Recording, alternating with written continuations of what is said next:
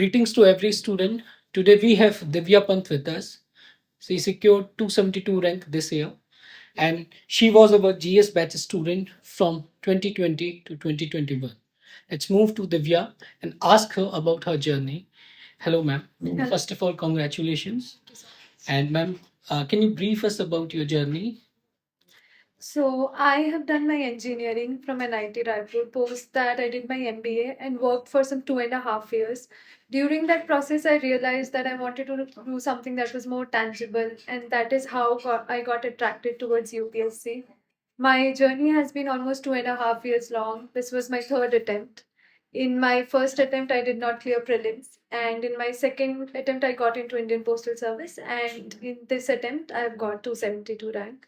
It has been a journey of ups and downs, but I think family support, everyone's support, and that dedication that you have to get through just got me here.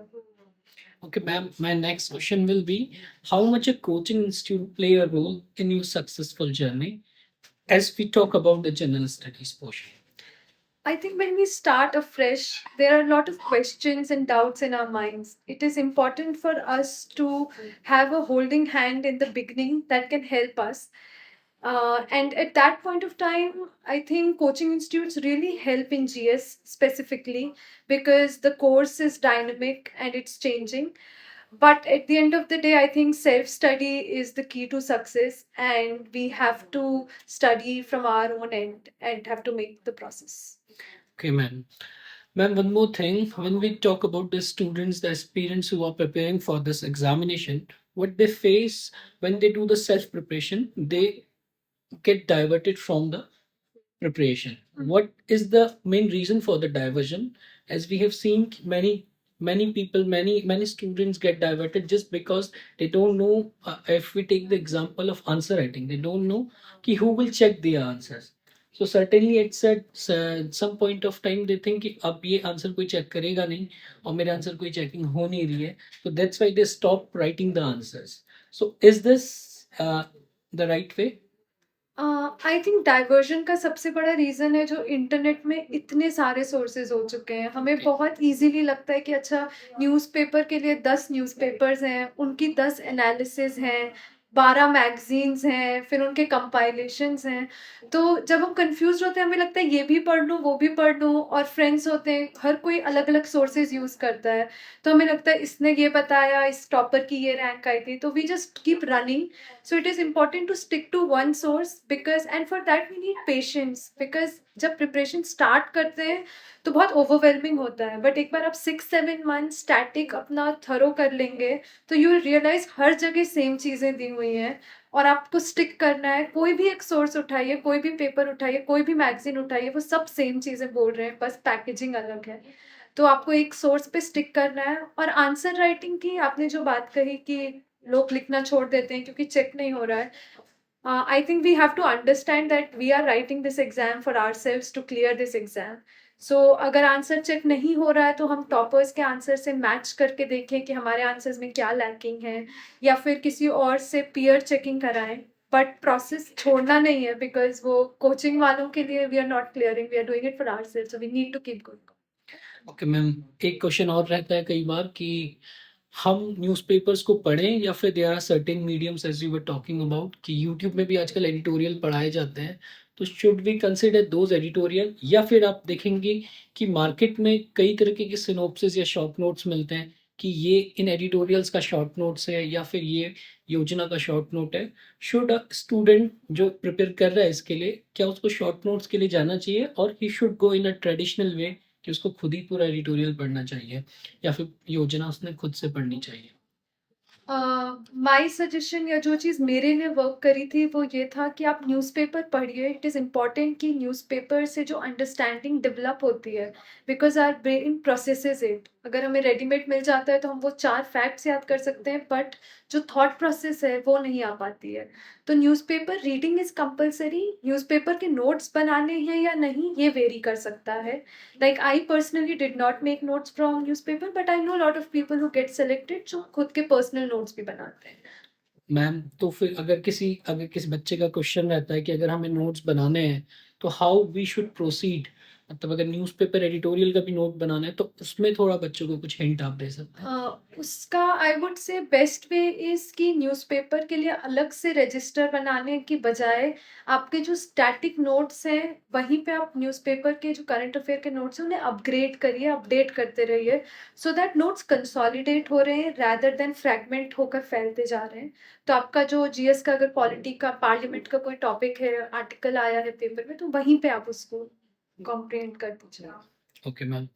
Ma'am, we but we have seen कि अभी इस साल का 2023 में जो prelims हुआ था, we have seen the questions was mostly based on the current affairs. तो मैम, वो जो करंट अफेयर्स है और सडनली इतना डाइवर्जन होना अपने हमारे क्वेश्चन पेपर में, तो मैम उस चीज को अगर टैकल करना हो तो how we should lead for that?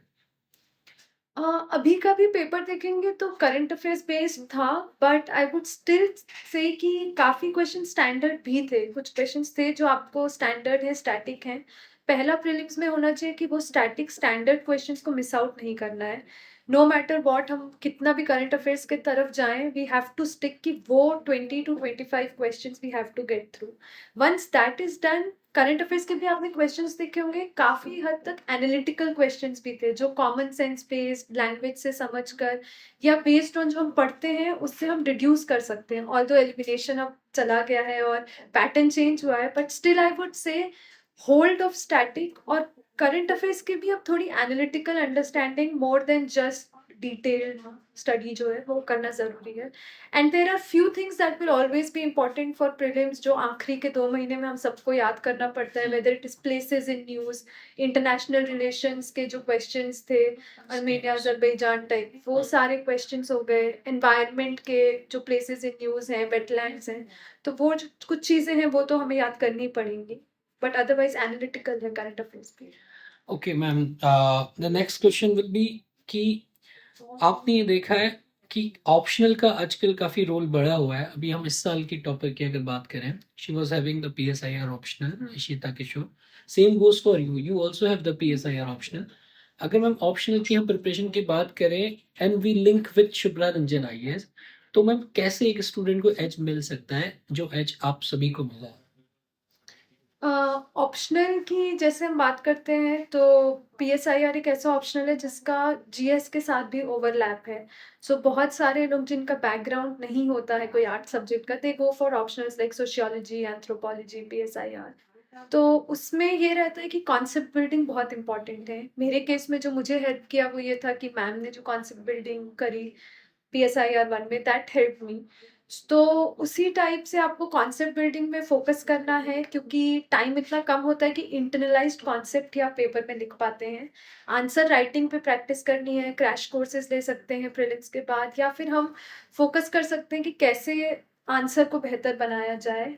और आपका जो भी ऑप्शनल है, सारे ऑप्शनल्स के लिए यही एप्लीकेबल होता है। Okay ma'am, does it help you in your general studies as well? जो मैम कॉन्सेप्ट बिल्डिंग सिखाती हैं या जिस तरीके से मैम आंसर बिल्डिंग सिखाती हैं, तो क्या मैम वो बच्चों को जनरल स्टडीज पोर्शन में भी हेल्प आउट किया था? I think more than general studies, optional का ऐसे में बहुत हेल्प होने लगा है। जैसे फिलोसफिकल एसेज जो आने लगे हैं, तो जो ऑप्शनल के कॉन्सेप्ट्स हैं वो ऐसे में मुझे बहुत हेल्प किए। क्योंकि जनरल स्टडीज का जो पेपर है वो काफ़ी जल्दी लिखना पड़ता है, पॉइंट्स में लिखना पड़ता है, आपको कॉन्सेप्ट्स इंपॉर्टेंट होते हैं बट बहुत और चीज़ें, वैल्यू एडिशन रहता है। पर ऐसे में डेफिनेटली PSIR के कॉन्सेप्ट्स डिड हेल्प।